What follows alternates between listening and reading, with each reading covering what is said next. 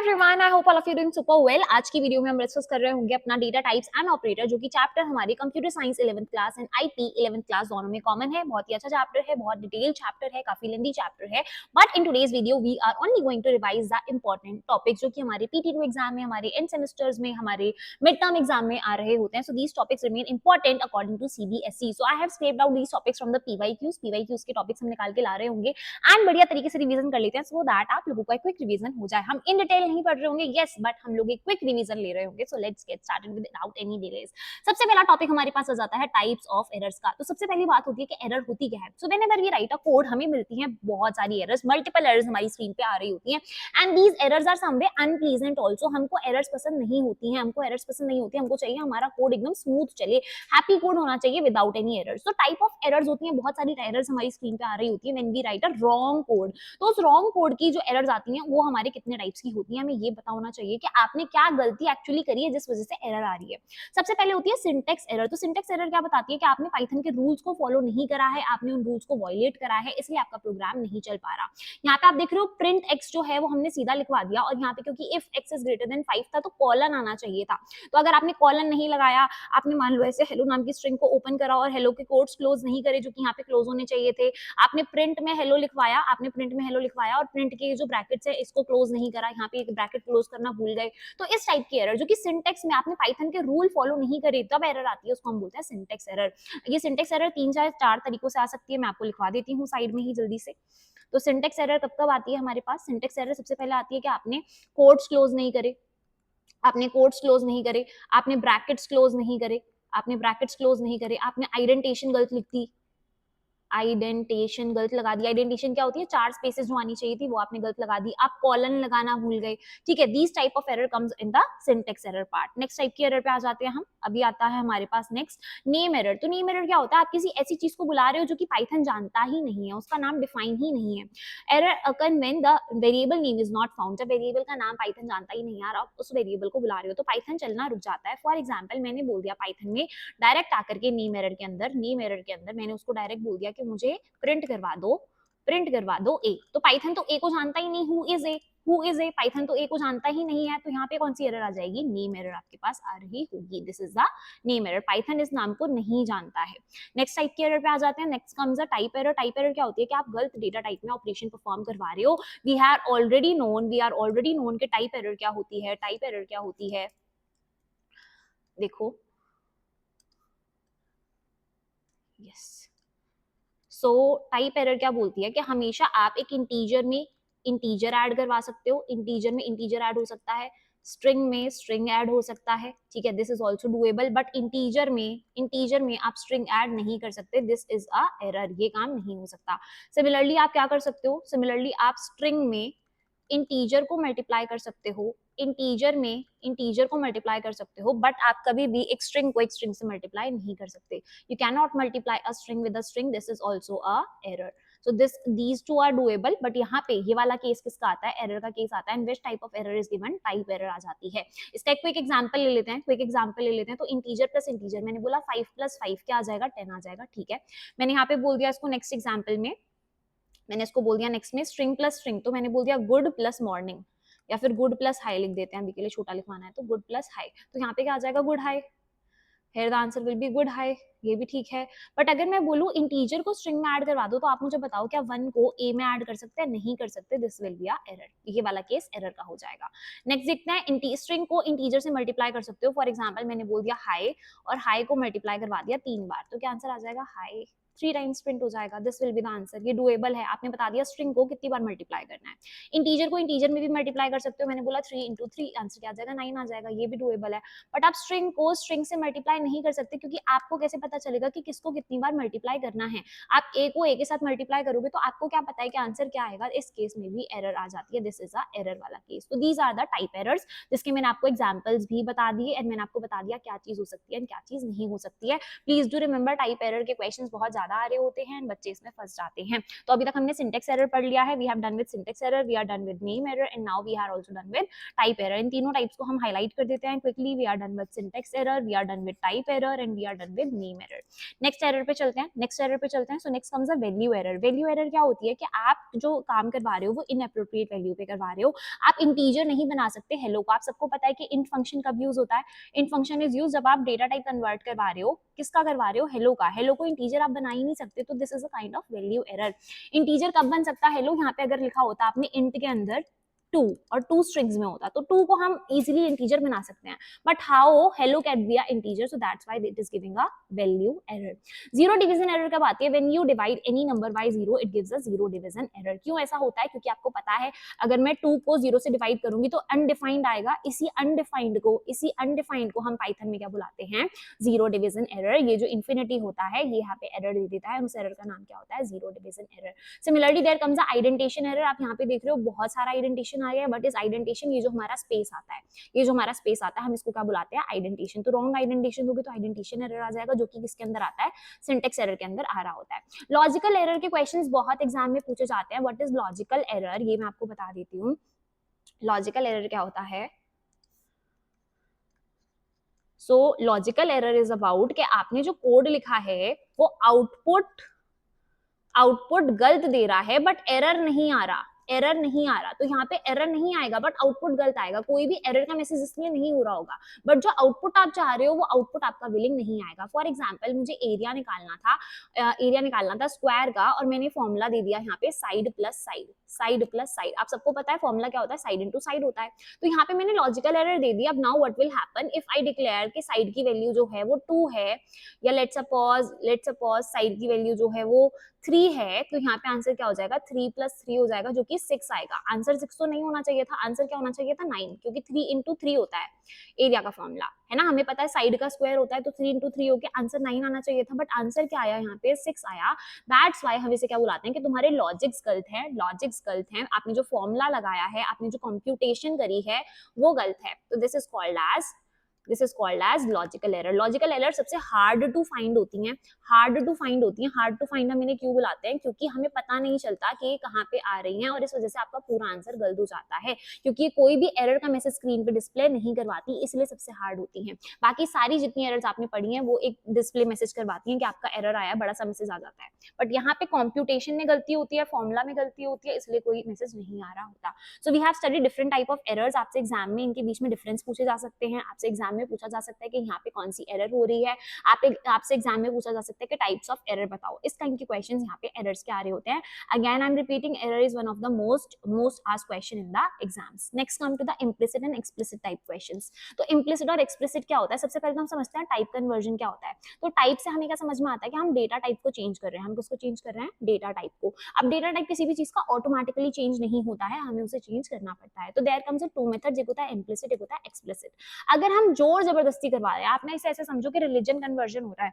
मैं किसी को पैसे देके उसका रिलीजन चेंज करवा रही हूँ। लेट्स सपोज किसी का कोई अभी किसी कास्ट का है, कोई भी किसी रिलीजन का है, उसको मैंने पैसे देके उसका रिलीजन चेंज करवा दिया, जोर जबरदस्ती से चेंज करवाया गया है, तो उसे हम क्या बोलेंगे, एक्सप्लिसिटली। यदि आपने उसको फोर्स करा है, मैम आपने उसे फोर्स करा है कि वो अपना रिलीजन चेंज करे। बट इम्प्लिसिट के केस में ऐसा नहीं होता। इम्प्लिसिट के केस में व्हाट हैपेंस कि आप उसको नहीं बोल रहे चेंज करने के लिए, उसने खुद से डिटेक्ट कर लिया कि वो किस रीजन का है। तो यहाँ पे क्या होता है, टाइप कन्वर्जन में डेटा टाइप चेंज हो रहे होते हैं। देखो डेटा टाइप समझ लो पहले क्या होते हैं, डेटा टाइप क्या होते हैं पहले मैं आपको ये बता देती हूँ। तो there are many data types that exist in Python. बहुत सारे डेटा टाइप्स हमारे पास होते हैं।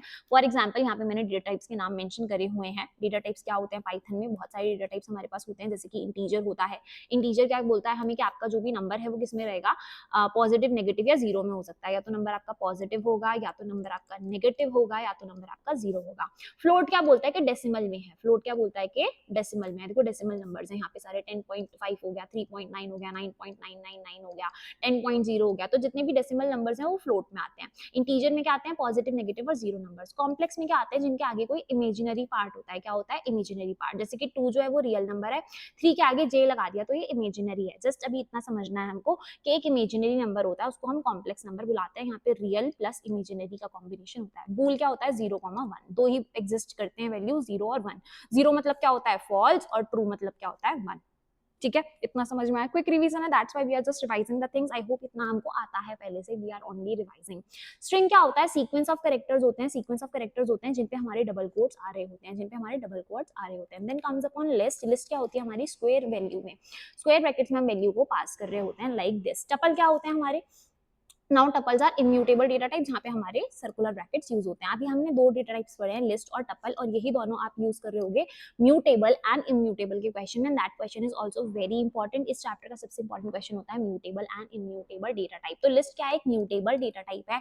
अभी के लिए आपको याद रखना है कि लिस्ट किसमें इनक्लोज होती है? स्क्वायर ब्रैकेट्स में। टपल किसमें इनक्लोज होते हैं? सर्कुलर ब्रैकेट्स में। दूसरी चीज जो मैंने आपको बताई म्यूटेबल की एंड इम्यूटेबल की, अभी हम नेक्स्ट क्वेश्चन में कवर करेंगे कि क्या होते हैं म्यूटेबल डेटा टाइप और क्या होते हैं इम्यूटेबल डेटा टाइप। अभी के लिए आई होप हमें डेटा टाइप समझ में आ गए होंगे कि कौन कौन से डेटा टाइप्स पाइथन में एग्जिस्ट करते हैं। तो डेटा टाइप्स क्या होते हैं? किस किस टाइप में डेटा एग्जिस्ट करता है, डेटा एग्जिस्ट करता है। तो ये हैं हमारे वो डिफरेंट डेटा टाइप्स 1 2 3 4 5 6 एंड 7। इसके अलावा भी और डेटा टाइप्स होते हैं, बट अभी के लिए हमने मोटे मोटे डेटा टाइप्स पढ़ लिए जो कि हमें पता होने चाहिए थे। अब देखो ये जो टाइप कन्वर्जन होता है, ये जो टाइप कन्वर्जन होता है, टाइप कास्टिंग होता है। टाइप कास्टिंग का मतलब क्या होता है? आप एक डेटा टाइप से, मान लेते हैं अभी वो डेटा टाइप 1 में था, तो आपने उसका डेटा टाइप 1 से अब क्या करवा दिया? डेटा टाइप 2 करवा दिया। इस चीज को, धर्म परिवर्तन को, डेटा टाइप परिवर्तन को हम क्या बुलाते हैं? कि हमने टाइप कन्वर्जन करवा दिया, टाइप कास्टिंग करवा दिया। Type casting is again a very important topic from the exam point of view. Class 11th में हो, 12th में हो, टाइप कास्टिंग का क्वेश्चन एग्जाम में आ रहा होता है, because it is very tricky concept. तो अभी मान लेते हैं डेटा टाइप 1 कौन सा था? स्ट्रिंग था, स्ट्रिंग था, और स्ट्रिंग से वो किसमें कन्वर्ट हो गया? इंटीजर में। अभी मान लेते हैं कि वो इंटीजर था, इंटीजर से किसमें कन्वर्ट हो गया? फ्लोट में। तो ये क्या हो रहा है? डेटा टाइप कन्वर्ट करवा रहे हो, इसी प्रोसेस को क्या बुलाते हैं? हम टाइप कास्टिंग बुला रहे होते हैं। आई होप इतना कॉन्सेप्ट भी समझ में आ गया होगा। अभी हम देखते हैं कि इम्प्लिसिट और एक्सप्लिसिट टाइप कास्टिंग क्या होती है। तो इम्प्लिसिट में कोई कन्वर्जन फंक्शन के थ्रू नहीं हो रहा होता, कोई भी फंक्शन हम नहीं लगाते, ये पाइथन ऑटोमेटिकली करता है। पाइथन कन्वर्ट कर रहा है लोअर टाइप को हायर टाइप में ऑटोमेटिकली। जो भी टाइप आप दे रहे हो वो खुद ही समझ गया। जैसे कि मैंने एक इंटीजर में एक फ्लोट को ऐड करवाया, तो पाइथन ने आंसर फ्लोट में ही दिया। एग्जाम्पल लेते हैं, मैंने 2 में 2.2 ऐड करवाया, 2 में 2.2 ऐड करवाया। 2 क्या था? एक इंटीजर था। 2.2 क्योंकि डेसिमल वाला है तो इसको फ्लोट बुलाते हैं। अब आंसर क्या आया? 4.2 आया। 4.2 ऑटोमेटिकली किसमें कन्वर्ट हो गया? फ्लोट में। इसमें हमारा कोई हाथ नहीं होता in the case of implicit data type casting. Implicit में हमारा कोई काम नहीं होगा, पाइथन अपने आप कन्वर्ट कर लेगा। जैसे यहाँ पे 2 में 2.2 ऐड करा तो 4.2 बन के आ गया। आप यहाँ पे एग्जाम्पल देख सकते हो, एक वेरिएबल बनाया ए नाम का, एक वेरिएबल बनाया बी नाम का, एक वेरिएबल बनाया बी नाम का, ए और बी को ऐड करवा दिया। तो ए क्या था? इंटीजर था, बी क्या था? फ्लोट था, और ऑटोमेटिकली जो आंसर आया वो किसमें आया? फ्लोट में आया है। तो इसी चीज को हम इम्प्लिसिट बुलाते हैं। आप एक एग्जाम्पल के थ्रू हमेशा कोड लिख के आ रहे होंगे एग्जाम में। अगर आप एग्जाम्पल लिखते हो तो एक्स्ट्रा मार्क्स मिलते हैं, अगर आप कोड नहीं लिखते तो मार्क्स कट जाते हैं। इसलिए अपर हैंड हमें ट्राई करना है कि हम कोड लिख करके आ रहे हो। अब देखते हैं इम्प्लिसिट में। तो मैंने आपको धर्म परिवर्तन का एग्जाम्पल दिया था, तो यहाँ पे आप मान लो कि आप जोर जबरदस्ती उसका धर्म परिवर्तन करवा रहे हो, आप उसका डेटा टाइप कन्वर्ट करवा रहे हो। अभी मान लेते हैं कि वो इंटीजर में था, इंटीजर से आपने उसको जबरदस्ती बोला कि तुम फ्लोट में बन जाओ। अभी वो फ्लोट में था, आपने उससे जबरदस्ती बोला कि तुम स्ट्रिंग बन जाओ। तो दिस इज द जोर जबरदस्ती। आप ये कैसे जोर जबरदस्ती करवाते हो? फंक्शंस का यूज करके। आपके पास बहुत सारे फंक्शन होते हैं, इंटीजर का, फ्लोट का, स्ट्रिंग का, बूल का, जिनकी हेल्प से आप उसका जबरदस्ती धर्म परिवर्तन, डेटा टाइप कन्वर्टन करवा सकते हो। यहाँ पे देखो, जैसे कि हमने क्या करा आपको पता है। अभी हमने सीखा था कि जब हम कोट्स लगाते हैं तो हम उसको क्या बुलाते हैं? स्ट्रिंग बुलाते हैं। ये क्या एक स्ट्रिंग है, मुझे पता है। इसको मैंने एक वेरिएबल में स्टोर कर दिया। मैंने बी नाम का वेरिएबल बनाया जिसमें कि मैंने 2 लिख दिया, नॉर्मल 2 लिखा हुआ है, एक पॉजिटिव वैल्यू तो इंटीजर होगा। एक सी नाम का वेरिएबल बनाया जिसमें मैंने 2.2 स्टोर करवा दिया। अब यहाँ पे फ्लोट आ गया क्योंकि ये डेसिमल में था। अब हमने क्या बोला? देखो, अब हम यहाँ पे जोर जबरदस्ती करवा रहे हैं। मैं क्या करवा रही हूँ? स्ट्रिंग से कन्वर्ट करवा रही हूँ इंटीजर में, स्ट्रिंग से इंटीजर में। तो बेटा हम क्या करेंगे? एक वेरिएबल बना लिया डी नाम का। डी में मुझे इंटीजर में जाना है तो इंटीजर का फंक्शन लगाया, क्योंकि फंक्शन है तो ब्रैकेट्स आएंगे। किसको कन्वर्ट करवाना है? स्ट्रिंग को। तो स्ट्रिंग क्या है? 2 है। 2 किस में स्टोर्ड है? ए में। तो ए पास करवा दिया। यहाँ पे क्या पास करवा दिया? ए। अब मैं प्रिंट करवाऊंगी डी, तो डी की वैल्यू निकल के आएगी, जो कि अब क्या हो जाएगी? इंटीजर बन चुका है। ये जो स्ट्रिंग है वो इंटीजर बन चुका है, तो इसके कोट्स हट जाएंगे और सिर्फ 2 आंसर आएगा। अगर मैं चेक करवाना चाहती हूँ कि क्या ये बन गया है, क्या ये इंटीजर बन गया है, तो मैं टाइप चेक करवाऊंगी डी का। किसका टाइप चेक करवाऊंगी? डी का। क्यों? क्योंकि ये पूरी चीज किसमें स्टोर्ड है? डी में स्टोर्ड है। तो टाइप चेक करवाएंगे डी का, तो मुझे आंसर मिलेगा कि इसकी क्लास क्या बन गई है? इंटीजर बन गई है। सिमिलर काम आप किसी और डेटा टाइप पे भी करवा सकते हो, सिमिलर चीज आप किसी और पे भी करवा सकते हो। फॉर एग्जाम्पल अभी मैं करवाना चाहती हूँ कि फ्लोट को इंटीजर में बनाना चाहते हैं, फ्लोट को इंटीजर में बनाना चाहते हैं। तो अब कौन सा फंक्शन यूज होगा, इंटीजर में आना चाहते हो तो इंट फंक्शन यूज होगा। किसको बनाना चाहते हो, लेट्स सपोज 2.2 को बनाना चाहते हो तो 2.2 अंदर लिख दो, 2.2 अंदर लिख दो। अब ये क्या बन जाएगा, जब आप प्रिंट करवाओगे इस पूरी चीज को तो आंसर आएगा सिर्फ 2। तो ये क्या बन गया, इसमें कन्वर्ट हो गया। यहाँ पे हमने कोई वेरिएबल का यूज नहीं करा, यहाँ पे हमने सारा काम वेरिएबल्स का यूज करके करवाया था। यहाँ पे मैंने ए बी सी वेरिएबल बनाए थे, देन उसके बाद यहाँ पे डी वेरिएबल बनाया था। डी वेरिएबल में हमने यहाँ पे वैल्यू प्रिंट करवा दी थी। तो this is how the type conversion works. ये कौन सी टाइप कन्वर्जन है, जहाँ पे हम ये फंक्शंस का यूज कर रहे हैं, जहाँ पे हम ये फंक्शंस का यूज कर रहे हैं, these are called as explicit type conversion, these are called as explicit type conversion। I hope इतनी चीज समझ में आ गई होगी। जहाँ पे आप जोर जबरदस्ती करवाते हो उसे आप explicit बुलाते हो, यहाँ पे भी सिमिलर काइंड ऑफ एग्जांपल दोनों चीजों के दिए हुए हैं। मेक श्योर आप एग्जांपल्स को लिख लिख के प्रैक्टिस करो, कोड्स को लिख लिख के प्रैक्टिस करो, because they actually gives extra marks in exam.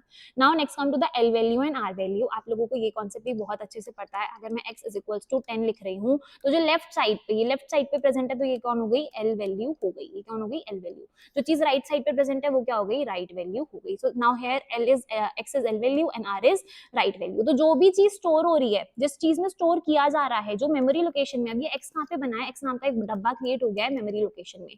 x नाम का जो बॉक्स है वो क्रिएट हुआ है मेमोरी लोकेशन में, तो x क्या हो जाएगी, आपकी एल वैल्यू हो जाएगी जो मेमोरी लोकेशन में स्टोर है। r क्या होती है, एक्चुअल वैल्यू होती है जो कि उस डब्बे के अंदर स्टोर हुई है। तो x नाम का जो डब्बा बना है, x नाम का जो डब्बा बना है उसके अंदर क्या वैल्यू स्टोर्ड है, 10 स्टोर्ड है। तो this is the actual value that is store, और ये क्या है, मेमोरी लोकेशन दिखाता है। ये लेफ्ट साइड पे बनती है, ये राइट साइड पे बनती है। ये स्टोर नहीं करता वैल्यू और ये स्टोर का काम करता है, ये स्टोरिंग का काम करता है। तो x एक स्टोरेज बॉक्स की तरह एक्ट करता है, एक डब्बे की तरह एक्ट करता है जिसमें वैल्यू स्टोर्ड है। यहाँ पे एग्जांपल आप वेरिएबल ले सकते हो। यहाँ पे एग्जांपल में आएगा लिटरल। लिटरल क्या होती है, हमने पढ़ा था स्टार्टिंग के चैप्टर में बिल्कुल, कि लिटरल कौन होती है, जो कि वैल्यू हम स्टोर कर रहे हैं। कांस्टेंट हो सकता है, जैसे कि कांस्टेंट मतलब है कांस्टेंट टर्म। एक्सप्रेशन हो सकता है, एक्सप्रेशन मतलब कि मैंने x इज इक्वल टू लिख दिया y प्लस z, तो this is a expression. Literals क्या होती है, जो कि वैल्यू स्टोर कर रहे हैं। तो यहाँ पे आपके एग्जांपल्स बन जाएंगे। आप लोगों को एल वैल्यू और आर वैल्यू भी आई होप समझ में आ गया होगा। तो हमने मोटा मोटा सारा सिलेबस कवर कर लिया with help of differences. Last एक क्वेश्चन हमारे पास बचते हैं कुछ mutable and immutable data types के, तो ये भी हम डिस्कस कर लेते हैं। म्यूटेबल मतलब क्या होता है, जिन्हें आप चेंज कर सकते हो। एक बार आपने किसी चीज को बना दिया तो आप उसमें चेंजेस कर पा रहे हो, that is called as mutability. Mutability मतलब आप उसको चेंज कर पा रहे हो, आपके पास एसेस है उसको चेंज करने की। इम्यूटेबल क्या होता है कि आप उसको चेंज नहीं कर सकते। एक बार जो आपने बना दिया वो आपने बना दिया। यहाँ पे मैंने आपको एग्जाम्पल बताया था लिस्ट का, यहाँ पे मैंने आपको एग्जाम्पल बताया था टपल का। आई होप आपको याद होगा।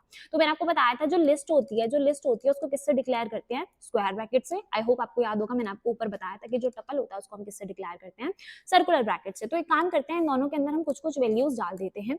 इन दोनों के अंदर हम कुछ कुछ वैल्यूज डाल देते हैं। इसका नाम मैंने रख दिया टपल 1 और इसका नाम रख दिया मैंने लिस्ट 1। तो ये है लिस्ट 1, इसका नाम क्या है, टपल 1। इसके अंदर हमने ब्रैकेट्स ओपन करे, मैंने स्क्वायर ब्रैकेट्स में डाल दिया 1 2 3, और इसके अंदर भी मैंने सर्कुलर ब्रैकेट्स में डाल दिया 1 2 3। आई होप इतनी चीज क्लियर है, इतनी चीज क्लियर है। नाम क्या रखा है हमने वेरिएबल का, हमने वेरिएबल का नाम रखा है लिस्ट 1, यहाँ पे हमने वेरिएबल का नाम रखा है टपल 1। अगर मुझे इसमें कोई भी चीज डिलीट करवानी है, ऐड करवानी है, तो हमारे पास ना फंक्शंस एग्जिस्ट करते हैं। तो मैंने बोल दिया list 1 dot append, list 1 dot append. Append का काम क्या होता है, कोई फंक्शन आगे जाके ऐड कर देना। सिमिलर यहाँ पे करवा लेते हैं टपल 1 डॉट अपेंड। अपेंड का काम क्या होता है, एक कोई भी एलिमेंट उसमें ऐड करवाना। जो एलिमेंट ऐड करवाना चाहती हूँ, मैंने ब्रैकेट्स में लिख दिया 4 और 4। मैं चाहती हूँ इसके आगे एक और एलिमेंट ऐड हो जाए जिसका नाम 4 हो, इसके आगे एक और एलिमेंट ऐड हो जाए जिसका नाम 4 हो। जब मैं प्रिंट करवाती हूँ अपनी लिस्ट 1 को, तो मेरे पास आंसर आएगा 1 2 3 और 4। और बेटा जब मैं यहाँ पे प्रिंट करवाती हूँ अपने टपल 1 को, तो मेरे पास एरर आ जाएगी। क्या आ जाएगी, एरर आ जाएगी, बिकॉज हमारे ये वाले डेटा टाइप जो टपल है वो क्या है, इम्यूटेबल है, और यहाँ पे चेंज करना अलाउ नहीं होता। That's why these are immutable data type. Mutable क्या होते हैं, जहाँ पे चेंज अलाउड होता है, मॉडिफाई कर सकते हो, इन्हें मॉडिफाई नहीं कर सकते। मॉडिफाई मतलब कोई चीज ऐड करनी है, कोई चीज डिलीट करवानी है, कोई चीज अपडेट करवानी है, तो वो सब काम हम कर सकते हैं। यहाँ पे वो सब काम नहीं हो सकते। यहाँ पे एक सेम ऑब्जेक्ट में ही सब कुछ चेंज हो जाएंगे, यहाँ पे हर बार एक न्यू ऑब्जेक्ट बनाना पड़ेगा। अगर आपको कुछ भी चीज यहाँ चेंज करवानी है तो आपको हर बार एक न्यू ऑब्जेक्ट बनाना पड़ेगा। यहाँ पे मेमोरी आईडी सेम रहती है, जो लिस्ट 1 है इसी में चेंजेस हो गए सारे के सारे। यहाँ पे अगर आपको चेंज करवाना है तो आपको टपल 2 नाम का वेरिएबल बनाना पड़ेगा, उसमें आप चेंज करवा पाओगे। यहाँ पे कोई चेंज नहीं होंगे। आप इसका एक एग्जाम्पल से समझ सकते हो। मान लेते हैं अभी हमारा ना अप्रैल का मंथ है और आप लोग क्लास 10 से क्लास 11 में आए हो, तो आपके पास ना ऑप्शन होता है कि आप कौन सी स्ट्रीम चूज करना चाहते हो, आप साइंस साइड में रहना चाहते हो, आप कॉमर्स लेना चाहते हो। तो यहाँ पे हमारे पास ऑप्शन हो जाता है कि आप किस में पढ़ना चाहते हो। तो मान लो जैसे कोई बच्चा है हमारी क्लास में, आदित्य है, आदित्य कहता है कि मैम मुझे ना साइंस साइड में डाल दो। अब सबको पता था कि आदित्य तो साइंस साइड नहीं कर पाएगा यार, बहुत मुश्किल होती है, मार्क्स नहीं आते। अब आदित्य के कहने पे हमने उसे 1 महीने के लिए साइंस साइड में डाल दिया। अब आदित्य को लग रहा है यार ये तो बहुत मुश्किल है, मैं तो खेल भी नहीं पा रहा, मैं तो गिड़ियाँ भी नहीं मार पा रहा, मैं तो वीडियो गेम भी नहीं खेल पा रहा, मैं दोस्तों के साथ नहीं घूम पा रहा। तो आदित्य वापस आके कहता है कि मैम मेरा सेक्शन चेंज कर दो, मैं अब आर्ट्स में रहना चाहता हूँ, ह्यूमैनिटीज़ में रहना चाहता हूँ। तो हम जब चेंजेस कर सकते हैं, जब मैं किसी डेटा टाइप में बार-बार चेंजेस करना चाहती हूँ, तो मैं उसे लिस्ट में स्टोर करती हूँ। किसमें स्टोर करते हैं? लिस्ट में। बट इफ वंस अगर आदित्य ने हमारे PT1, PT2 half yearly exam दे दिए, तो क्या हम अब उसे अलाउ करेंगे चेंज करने का? अब उसे पूरा अपने 2 साल 11th और 12th साइंस साइड में रह के ही निकालना पड़ेगा if he has appeared in class हमारे मिड ईयर एग्जाम्स में। तो यहाँ पे जब डेटा टाइप स्टोर होगा तो आप टपल का यूज करोगे। जब आप चाहते हो कि कोई चेंजेस ना हो अब थ्रू आउट, तो आप टपल का यूज करते हो जो कि इम्यूटेबल है। इम्यूटेबल का मतलब क्या है? आप उसमें कुछ ऐड नहीं कर सकते, डिलीट नहीं कर सकते, उसका कुछ भी चीज चेंज नहीं कर सकते। अब आपका कोई सब्जेक्ट चेंज नहीं होगा, जो आपके पास है वही रहेगा, ना कोई सब्जेक्ट ऐड होगा, ना कोई सब्जेक्ट डिलीट होगा। बट म्यूटेबल में क्या होता है? जो हम शुरू के 1-2 महीने होते हैं वो बच्चे को दे देते हैं कि चलो आप चेंज करवा लेना। तो these are example of mutable data types. I hope इतनी चीज समझ में आ गई होगी। हमने मोटी-मोटी सारी बातें कवर कर ली। अब आप एक बार बैठ करके फटाक से रिवाइज कर लेना अपने।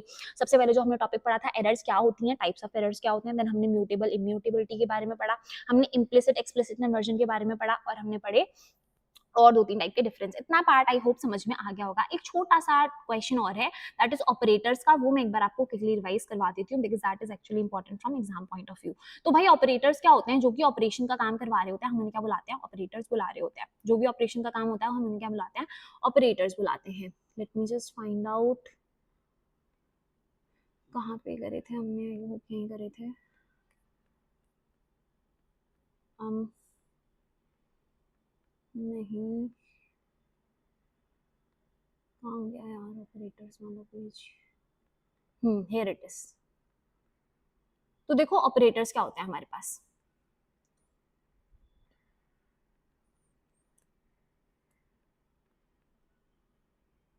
बेटा हमारे पास पाइथन में 2 तरीके के ऑपरेटर एग्जिस्ट करते हैं। एक होता है हमारे पास यूनरी, एक होता है हमारे पास बाइनरी। यूनरी मतलब जो ऐसे लगते हैं, मैंने 2 के आगे माइनस लगा दिया, मैंने 5 के आगे माइनस लगा दिया, मैंने 4 के आगे प्लस लगा दिया, मतलब एक सिंगल नंबर पे ऑपरेट करते हैं, तो हम उन्हें क्या बुलाते हैं? यूनरी। बाइनरी क्या होता है? जब 2 नंबर्स पे ऑपरेशन हो रहा होता है, a plus B, a minus C. तो यहाँ पे 2 नंबर्स हैं a और b नाम के, यहाँ पे सिर्फ एक ही नंबर था, लेट्स सपोज माइनस है, और यहाँ पे हो गया a प्लस बी। तो 2 नंबर पे ऑपरेशन होगा तो क्या बुलाएंगे? बाइनरी। एक ही नंबर पे होगा तो क्या बुलाएंगे? यूनरी। हमारे पास multiple types of operation exist कर रहे होते हैं पाइथन में, जैसे कि ऐड करवाना, सबट्रैक्ट करवाना, फ्लोट करवाना, इंटीजर डिवीजन करवाना, एक्सपोर्ट एक्सपोनेंशिएशन करवा के देखना, मॉड्यूलस करवा के देखना। ये हमारे पास different type of operations exist करते हैं। ये सब हम डिटेल में पढ़ चुके हैं already. I am just giving you a overview, I am just giving you a revision कि किसका क्या काम होता है। एग्जाम में सिंपल एडिशन, सिंपल सब्ट्रैक्शन के क्वेश्चन नहीं आते। एग्जाम में आता है आपके पास फ्लोट और इंटीजर डिवीजन में क्वेश्चन, कि फ्लोट और इंटीजर डिवीजन में बता दो क्या डिफरेंस होता है। तो देखो भाई फ्लोट डिवीजन क्या होता है और इंटीजर डिवीजन क्या होता है। इंटीजर डिवीजन क्या कहता है कि आंसर जो आएगा सिर्फ किस में आएगा? इंटीजर में आएगा, कुछ भी चीज पॉइंट्स में नहीं आएगी। फ्लोट डिवीजन क्या कहता है? हर एक चीज फ्लोट में आएगी, हर एक चीज डेसिमल में आ रही होगी। So this is the only difference between float division and integer division. Float division में आप सिंगल स्लैश का यूज करते हो, इंटीजर डिवीजन में आप 2 बार स्लैश का यूज करते हो। यहाँ पे एक एग्जांपल दे देती हूँ मैं आपको। देखो यहाँ पे 4 डिवाइड बाय 2 करा है, 4 डिवाइड बाय 2 करा है, तो 4 को 2 से डिवाइड करेंगे तो आंसर कितना आएगा? 2। पर हर एक चीज किस में आनी चाहिए? फ्लोट में, पॉइंट्स में आनी चाहिए, तो 2.0 आया आंसर। 8 को 2 से डिवाइड करेंगे तो आपको पता आंसर कितना आएगा? 4। पर हर एक चीज पॉइंट में आनी चाहिए तो आंसर क्या आएगा? 4.0। आपको पता है 7 को 2 से डिवाइड करेंगे तो आंसर कितना आना चाहिए? 3.5। तो यहाँ पे 3.5 का 3.5 एज इट इज आ जाएगा। पॉइंट्स में आंसर आता है किसके केस में? फ्लोट डिवीजन के केस में, क्योंकि आपको पता है फ्लोट मतलब क्या होता है? डेसिमल होता है। डेसिमल मतलब क्या होता है? पॉइंट होता है। जब बात करते हैं इंटीजर डिवीजन की, तो कुछ भी चीज पॉइंट में नहीं आएगी, कोई भी आंसर पॉइंट में नहीं आ रहा होगा। इनफैक्ट देखो यहाँ पे 2, अगर मैं 4 को 2 से डिवाइड कर रही हूँ तो आंसर कितना आ गया? 2। अगर मैं 8 को 2 से डिवाइड कर रही हूँ तो आंसर कितना आ गया? 4। पर अगर मैं 7 को 2 से डिवाइड कर रही हूँ, 7 को 2 से डिवाइड कर रही हूँ, तो 2 3 जा 6 होता है, 1 बच जाता है, जिसके लिए हम ऊपर से 0 तार के लाते हैं, और 2 5 जा 10 होता है, तो आंसर कितना आता है? 3.5। बट हमने बोला कोई भी चीज पॉइंट में नहीं आएगी, तो आंसर सिर्फ कितना रह जाएगा? 3 रह जाएगा। तो इंटीजर डिवीजन में आंसर सिर्फ किस में आता है? इंटीजर वैल्यू में आता है। कोई भी चीज आप पॉइंट में नहीं लिखोगे, आगे का पॉइंट में जो भी लिखा हुआ है आप उसे हटा दोगे। आई होप फ्लोट डिवीजन और इंटीजर डिवीजन समझ में आ गया होगा। फ्लोट डिवीजन के लिए आप हर बार एक ऐसे सिंगल सिंगल सिंगल डंडा यूज करोगे, इंटीजर डिवीजन में आप ऐसे 2 डंडे यूज करोगे, 2 डंडे यूज करोगे, तो ये क्या बन जाएगा? इंटीजर डिवीजन बन जाएगा। नेक्स्ट चलते हैं एक्सपोनेंशिएशन की तरफ। तो एक्सपोनेंशिएशन क्या कहता है? पावर में लिखना। पावर में लिखना आपको पता है ना, पावर लगाते थे जैसे 2 की पावर 2, 3 की पावर 2, तो ऐसी वाली चीजें जो लिखवाते हैं पाइथन में, उसको हम बुलाते हैं एक्सपोनेंशिएशन। पावर में लिखना। हमें पता है बेस होता है, उसकी पावर होती है, ये यहाँ पे बेस है, ये इसकी पावर है, यहाँ पे बेस है, ये इसकी पावर है। तो बेस और पावर को हम कैसे कैसे लिखते हैं, पहले बेस लिखेंगे फिर पावर लिखेंगे, और एक्सपोनेंशिएशन का साइन क्या होता है, ऐसे डबल मल्टीप्लाई, तो डबल स्टार लगा देते हैं एक्सपोनेंशिएशन में। मुझे लिखवाना था 2 की पावर 2, तो 2 डबल स्टार 2, तो आंसर कितना आ गया 4। 2 को 2 बार मल्टीप्लाई कर दो, इसका मतलब ये होता है।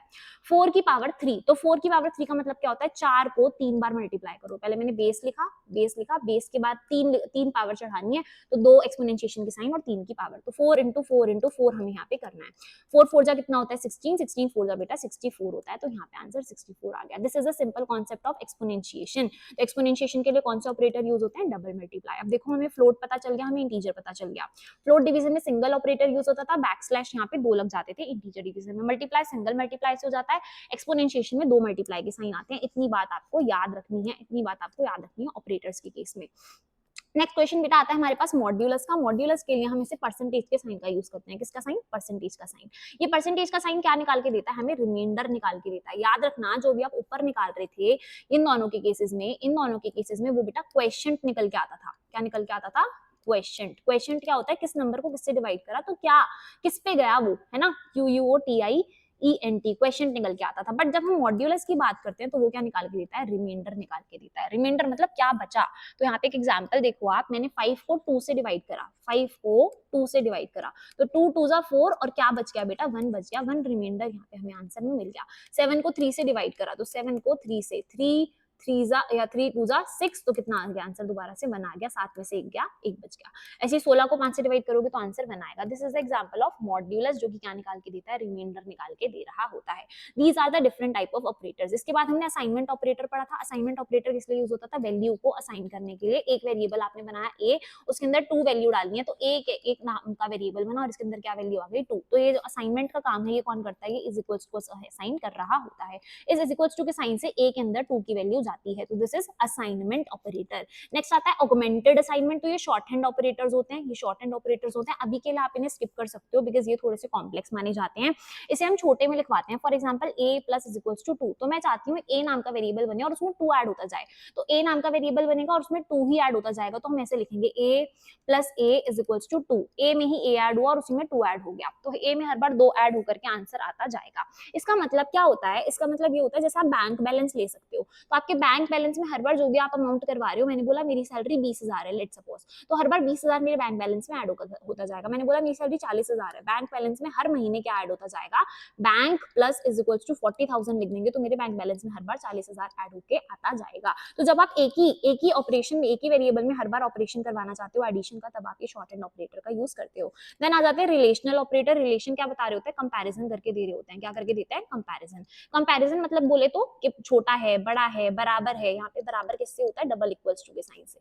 This is equals to, this is equals to and this is not equals to, this is not equals to। इन दोनों के आंसर हमेशा जितने भी रिलेशनल आप देखोगे इनके आंसर दो ही तरीके से आएंगे, या तो इनका आंसर ट्रू आएगा या तो इनका आंसर फॉल्स आएगा। अगर वैल्यू ठीक लिखी हुई है तो ट्रू, अगर वैल्यू गलत लिखी हुई है तो फॉल्स। जैसे कि यहाँ पे देखो 5 इज ग्रेटर देन 3, तो क्या ये आंसर ट्रू है, हाँ 5 3 से बड़ा ही होता है। मैं पूछूं क्या 10 10 के बराबर है, तो हाँ ट्रू, 10 10 के बराबर ही होता है। मैं पूछूं 10 क्या 10 के बराबर नहीं है, 10 क्या 10 के बराबर नहीं है, तो आंसर कितना आ जाएगा, यहाँ पे देखो क्या लिखा है 10 10 के बराबर नहीं है तो फॉल्स, क्योंकि 10 तो 10 के बराबर है। इस केस में क्या आता है, ट्रू। बट अगर मैं बोल रही हूँ 10 10 के बराबर नहीं है, इसका मतलब क्या है, 10 10 के बराबर नहीं है, तो क्या आंसर आ जाएगा, फॉल्स। सिमिलरली यहाँ पे मैंने पूछा है 5 जो है क्या वो 5 से, यहाँ पे देखो क्या लिखा है इस तरीके का, इसका मतलब क्या होता है, ग्रेटर देन और इक्वल्स टू। क्या होता है, ग्रेटर देन और इक्वल्स टू, तो मतलब या तो वो ग्रेटर देन हो, या तो वो ग्रेटर देन हो, या फिर वो क्या हो, इक्वल्स टू। दोनों में से एक चीज होगी तो आंसर सही आ जाएगा। अब मैंने यहाँ पे भी 5 लिखवा दिया, यहाँ पे भी 5 लिखवा दिया, तो या तो 5 5 से बड़ा हो या तो 5 5 से बराबर हो। क्या 5 5 से बड़ा है, नहीं। क्या पर 5 5 से बराबर है, हाँ। तो इस केस में बेटा आंसर क्या आ जाएगा, ट्रू आ जाएगा। या तो ग्रेटर देन हो या फिर बराबर हो। सिमिलरली इस वाले ऑपरेशन को बताओ क्या बोलेंगे, इस वाले ऑपरेशन को क्या बोलेंगे, लेसर देन और इक्वल्स टू। या तो वो छोटा हो या तो वो बराबर हो। यहाँ पे देखो या तो वो छोटा हो या तो वो बराबर हो। क्या 7 जो है वो 3 से छोटा है या उसके बराबर है, तो आपने बोला ना तो 7 3 से छोटा है ना तो 7 3 के बराबर है, तो आंसर क्या आ गया, फॉल्स। जब दोनों ही चीजें ना हो तो आंसर आता है फॉल्स, या फिर दोनों में से एक मैच कर जाए, या तो बड़ा मिल जाए या तो बराबर मिल जाए, तो आंसर क्या आ जाएगा, ट्रू आ जाएगा। पर दोनों में से एक भी कंडीशन मैच ना करे तो आंसर क्या आ जाता है, फॉल्स। आई होप इतना हमें समझ में आ गया होगा। देन बेटा हमने एंड और ऑपरेटर के बारे में सीखा था, जो कि लॉजिकल ऑपरेटर के अंदर आते हैं। एंड कौन होता है, गुड टीचर होता है। एंड कौन होता है, गुड टीचर होता है। और यहाँ पे हमारा सॉरी बेटा, एंड कौन होता है? एक बैड टीचर होता है, बैड टीचर, और क्या होता है? गुड टीचर होता है। अगर आप 0-0 लिख रहे हो, मान लो एक है कॉपी नहीं लाए और एक है असाइनमेंट नहीं लाए, एक है कॉपी नहीं लाए और एक है असाइनमेंट नहीं लाए, अगर आप दोनों चीजें लाए हो, अगर आप दोनों चीजें लाए हो, 1 और 1 है, 1 मतलब लाए हो और 0 मतलब नहीं लाए। एंड कब मार्क्स देगा? सिर्फ एक ही केस में देगा, जब आप दोनों चीजें लाए हो, आपके पास इसकी वैल्यू भी 1 है, आपके पास इसकी वैल्यू भी 1 है, तभी एंड आंसर 1 देता है। एंड कब कब 0 देगा? जब भी आप एक चीज छोड़ाओगे। आप मान लो रजिस्टर लाए हो, कॉपी नहीं लाए, आप दोनों चीजें नहीं लाए, आप एक चीज लाए हो दूसरी नहीं लाए, तो हर बार आंसर क्या आएगा? 0 आएगा। और क्या होता है? गुड टीचर होता है जो कि आपकी बात मान लेता है। आप एक चीज लाए हो दूसरी नहीं लाए, 1 दे देगा। आप दोनों चीजें लाए हो, 1 दे देगा। आप एक लाए हो दूसरी नहीं लाए, 1 दे देगा। बट जब आप दोनों ही चीजें नहीं लाए, तो ये भी क्या आंसर देगा? 0 ही आंसर दे रहा होगा। दिस इज द एंड और ऑपरेटर। एंड एंड और ऑपरेटर। तो बेटा हमें ध्यान रखना होता है एंड आंसर ट्रू कब देता है? एंड आंसर ट्रू सिर्फ एक ही केस में देता है, जबकि दोनों चीजें ट्रू हो। जब दोनों ही चीजें ट्रू हो मतलब दोनों ही चीजें 1 हो। जब आप दोनों ही केस ट्रू लाओगे तभी आंसर कितना आएगा? 1 आएगा। और के केस में क्या होता है बेटा? और हर बार आंसर दे देता है, और सिर्फ फॉल्स जब देता है, और जब फॉल्स जब देता है जब दोनों ही कंडीशन आपकी फॉल्स हो। तो यहाँ पे ट्रू कब आएगा? जब दोनों ट्रू हो, और यहाँ पे फॉल्स कब आएगा? जब दोनों फॉल्स हो। बाकी केस में और एक अच्छा टीचर होता है, अच्छा टीचर होता है। एक भी कंडीशन ट्रू होगी, एक भी कंडीशन ट्रू होगी, तो आंसर कितना आ जाएगा? ट्रू आ जाएगा। आई होप इतनी समझ में आ गई होगी। एक आधा क्वेश्चन देख लेते हैं, एक आधा क्वेश्चन देख लेते हैं। यहाँ पे देखो 5+3 जो है वो 8 के बराबर है, और 2+2 जो है वो 5 से छोटा है। दो कंडीशन पूछी है मैंने यहाँ से, तो आप मुझे बताओ 5+3 क्या 8 के बराबर है? 8 के बराबर है, डबल इक्वल्स टू का साइन आएगा, तो ट्रू हो गई कंडीशन, ट्रू हो गई, सही आंसर लिखा हुआ है। यहाँ पे मैंने बोला जो 2+2 है वो 5 से बड़ा है, तो 2 और 2 4 होता है, 4 क्या 5 से बड़ा है? नहीं, फॉल्स हो गया।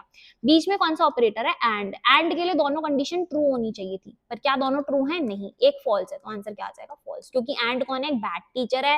ये कब ट्रू देता है? ये कब ट्रू देता है? जब दोनों ही चीजें ट्रू होती हैं, जब ये ट्रू देता है। यहाँ पे क्या है? एक ट्रू है, एक फॉल्स है, इसलिए आंसर क्या है? फॉल्स आया है। नेक्स्ट क्वेश्चन देखो आप, नेक्स्ट क्वेश्चन देखो आप। यहाँ पे मैंने पूछा है आपसे कि जो नॉट है, नॉट लगा दिया आगे। नॉट का काम क्या होता है? उल्टा रिजल्ट करके देना। क्या कर देगा? नॉट पूरे रिजल्ट को उल्टा कर देगा। पहले आप देखो बड़ा और बराबर, तो आपको पता है इसे ग्रेटर देन और इक्वल्स टू पढ़ते हैं, तो या तो 9 इससे बड़ा हो या तो 9 इसके बराबर हो।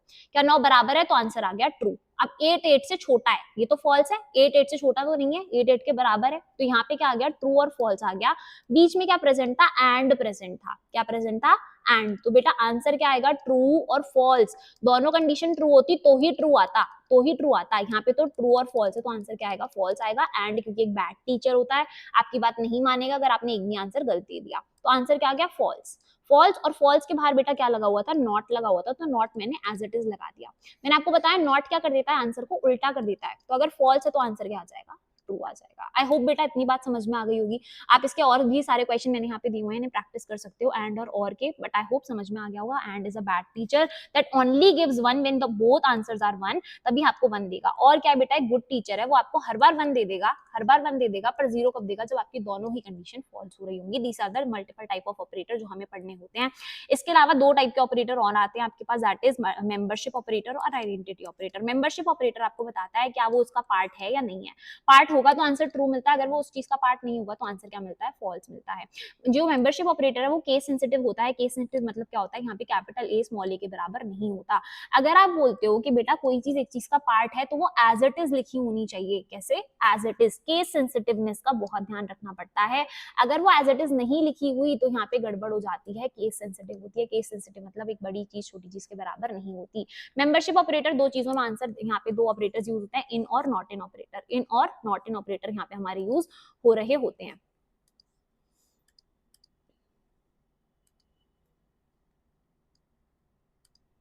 देखो बेटा कौन से ऑपरेटर यूज होते हैं? इन और नॉट इन ऑपरेटर।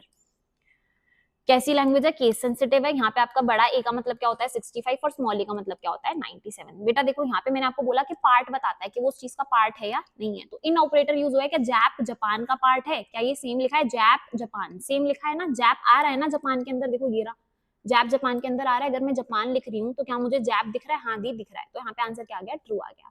मैंने पूछा कैपिटल ए क्या स्मॉल ए एप्पल में प्रेजेंट है? अब आप मुझे बताओ कि जो स्मॉल ए वाला एप्पल लिखा है इसमें क्या कैपिटल ए कहीं पे दिख रहा है?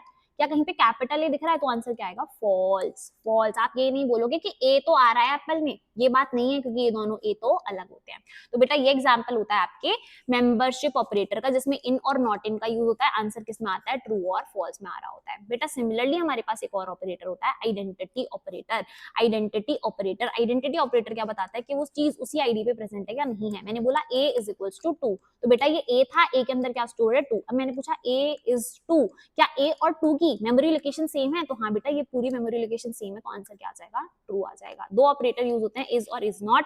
इज और इज नॉट अगर मेमोरी लोकेशन डिफरेंट है तो आंसर डिफरेंट आ रहा होता है। मैंने बोला x इज इक्वल्स टू, मैंने बोला x is equals to y is equals to 2, तो बेटा एक बात देखना, एक x नाम का डब्बा बना, एक x नाम का डब्बा बना, उसी डब्बे में y भी स्टोर है और उसी डब्बे में आके 2 स्टोर हुआ है। तो क्या इस पूरी चीज की मेमोरी लोकेशन सेम है, हाँ दी सेम है। तो मैं पूछती हूँ x इज 2 y इज 2, तो दोनों का आंसर कितना आ जाएगा, ट्रू आ जाएगा। क्या आ जाएगा, ट्रू। क्या आ जाएगा, ट्रू। बेटा मैंने एक और वेरिएबल बनाया z नाम का, z के अंदर वैल्यू दे दी 3। अब मैं पूछ रही हूँ z इज 2, क्या z में 2 स्टोर है, नहीं दी, z नाम का वेरिएबल है और उसमें तो क्या स्टोर है 3। पर इन दोनों की मेमोरी लोकेशन, इसकी मेमोरी लोकेशन और इसकी मेमोरी लोकेशन सेम नहीं है, तो आंसर क्या आएगा, फॉल्स आ जाएगा। तो ये मेमोरी लोकेशन पे काम करता है, क्या वो चीज सेम मेमोरी लोकेशन पे स्टोर है तभी ट्रू आएगा, अगर वो सेम मेमोरी लोकेशन पे स्टोर नहीं होगी तो क्या आंसर आ जाएगा, फॉल्स आ जाएगा। बेटा दिस इज अबाउट ऑपरेटर्स। एक टॉपिक लास्ट में आपको रिवाइज करवा रही हूँ जिसका नाम होता है ऑपरेटर प्रेसिडेंस। क्या नाम होता है, ऑपरेटर प्रेसिडेंस। ऑपरेटर प्रेसिडेंस का मतलब क्या होता है, किस सेक्शन में आप ऑपरेटर्स को जो है इवेलुएट कर रहे हो, कैसे आपके ऑपरेटर्स इवेलुएट होंगे। तो बेटा देखो ये है ऑपरेटर प्रेसिडेंस, ये नोट्स मैं आपके साथ शेयर कर दूंगी, इन्हीं नोट्स को आप अच्छे से रिवाइज कर लोगे तो आपका काम हो जाएगा। बेटा प्रायोरिटी लिखी हुई है, सबसे पहले हम किसको प्रायोरिटी देते हैं, ब्रैकेट्स को। जब भी कोई चीज आएगी तो सबसे पहले क्या सॉल्व होंगे, ब्रैकेट्स। जैसे कि मान लो मैंने लिखा 2 + 3 - 4 इंटू 2, तो बेटा देखो सबसे पहले क्या लिखा है, ब्रैकेट सॉल्व होंगे, तो बेटा सबसे पहले हम ब्रैकेट को ही सॉल्व करेंगे। 2 + 3 को सॉल्व करके रख लेंगे, 2 + 3 को सॉल्व करके कितना रख लिया, 5। फिर दोबारा से ब्रैकेट्स आ गए तो इन दोनों ब्रैकेट्स को ही सॉल्व करेंगे दोबारा से। 4 की पावर कितना लिखा हुआ है, 2, तो 4 की पावर 2, 4 4 जा 8 होता है ऐसे। तो बेटा ब्रैकेट सॉल्व हो गए, है ना, ब्रैकेट के अंदर की चीज सबसे पहले सॉल्व करते हैं। दूसरे नंबर पे एक्सपोनेंशिएशन को सॉल्व करते हैं, किसको, एक्सपोनेंशिएशन को। एक्सपोनेंशिएशन को हम प्यार से क्या बुलाते हैं, पावर भी बुलाते हैं। किस क्या बुलाते हैं, पावर। तो पहले पावर सॉल्व होगी, तो हमने पहले ब्रैकेट सॉल्व कर लिए, फिर हमने पावर सॉल्व कर ली। बेटा फिर यूनरी ऑपरेटर्स को देखते हैं कि हमारे पास कोई नॉट तो नहीं आ रहा, जैसे हमने ऊपर नॉट का क्वेश्चन करा था। फिर हमारे पास सारी प्रेसिडेंस आ जाती है, मल्टीप्लाई की, डिवाइड की, डबल डिवाइड की और रिमाइंडर की। देन लास्ट में हम किस पे आते हैं, प्लस और माइनस पे। अब फिर आते हैं हमारे कंपैरिजन ऑपरेटर, देन आता है एंड और नॉट। तो यहाँ पे देखो जैसे क्वेश्चन है 6 + 2 × 5, तो हमें पता है इंटू की प्रोबेबिलिटी ज्यादा है, इंटू ऊपर आ रहा है प्रायोरिटी में, पहले 4 नंबर पे इंटू है, फिर उसके बाद आपका माइनस आता है। तो हम क्या करेंगे, पहले इन दोनों को मल्टीप्लाई करेंगे, 5 × 2 = 10 करेंगे, देन इन दोनों का एडिशन कर देंगे। तो बेटा ये जैसा आपका बॉड मास होता है ना, जैसा आपका बॉड मास होता है वैसा ही काम करता है, सेम सेम बिल्कुल सेम। पहले ब्रैकेट्स आएंगे, फिर मल्टीप्लाई आएगा, फिर डिवाइड आएगा, फिर मल्टीप्लाई आएगा, फिर एडिशन आएगा, फिर सब्ट्रैक्शन आएगा। जैसे बॉड मास काम करता है ये वैसे ही काम करता है, बस ध्यान रखना पहले ब्रैकेट सॉल्व होंगे, फिर मल्टीप्लिकेशन होगी, मल्टीप्लिकेशन के बाद बेटा प्लस माइनस नॉट देख के हम लोग क्या कर देते हैं, मल्टीप्लाई, डिवाइड, डबल डिवाइड और मॉड्यूलो, और लास्ट में आता है आपका प्लस और minus. This is all about the operator precedence. आप इसके 3 से 4 क्वेश्चन मेरे कहने पे सॉल्व कर लेना, इसके क्वेश्चंस की प्रैक्टिस कर लेना, आपका काम हो जाएगा, आपका काम हो जाएगा। बेटा ये कंप्लीट नोट्स मैंने थ्योरी के लिए भी आपके लिए लिखवा दिए हैं, जिसमें पूरी थ्योरी मेंशन्ड है, जो भी अभी हमने प्रैक्टिकली करके देखा है, जो भी मैंने आपको क्विक रिवीजन करवाया उसके सारे नोट्स यहाँ पे प्रेजेंट है। आप इन नोट्स से रिवाइज कर लेना, मैं कमेंट सेक्शन में, डिस्क्रिप्शन में ही नोट्स लगा दूंगी। That's it for today. I hope complete revision आपकी इससे हो जाएगी। यूनिट नंबर जो 3rd है, जो कि हमारी बेसिक्स पाइथन होती है, वो मैंने आपको ऑलरेडी एक वीडियो में करवा दी है। यहाँ पे आपकी कंप्लीट यूनिट 4 रिवाइज हो गई। I made this video urgently क्योंकि आई नो कि यूनिट बड़ी है, आप लोगों को रिवीजन करने में प्रैक्टिस आ रही होगी। Take it as a moon, complete notes बना लेना, कंप्लीट नोट्स रिवाइज कर लेना, लिख के प्रैक्टिस करना, and all the very best.